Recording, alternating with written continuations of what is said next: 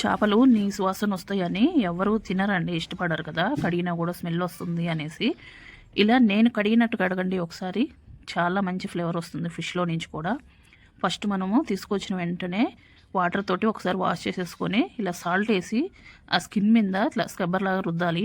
అలా రుద్దడం వల్ల దానిపైన ఉన్న బ్యాడ్ స్మెల్, ఇంకా జిగురు జిగురుగా ఉంటుంది కదండి, అది పోతుంది. అలా మంచిగా రుద్దిన తర్వాత చేపలు కూడా తెల్లగా అవుతాయండి, ఆ జిగురంతా పోయి నీచు వాసన అనేది ఇలా సాల్ట్లో కడగడం వల్ల పోతుంది.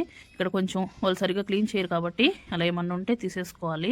తీసేసుకొని మంచి వాటర్ తోటి కడిగేసుకొని ఆ సాల్ట్ కూడా చూసారు కదా ఎలా వచ్చాయో వాటరు, ఇలా మొత్తం కడిగేసుకోవాలి. కడిగేసుకున్న తర్వాత కొంచెం పెరిగేసుకోవాలండి, ఒక 2 చెంచాలు పెరిగేసుకొని ఒక నిమ్మకాయ వేసి కడుక్కోవాలండి. ఇలా కడగడం వల్ల కర్రీ వండినా మనము పులుసు పెట్టుకున్నా ఫ్రై చేసుకున్నా కానీ చేపలు అనేది మంచి ఫ్లేవర్ వస్తాయండి, చాలా బాగుంటుంది. చేపలు చూసారు కదా ఎంత క్లీన్గా అయ్యాయో, ఇలా ఒకసారి ట్రై చేయండి, చాలా బాగుంటుంది. ఈ వీడియో మీకు నచ్చితే ప్లీజ్ సబ్స్క్రైబ్ చేసి లైక్ చేయండి, షేర్ చేయండి.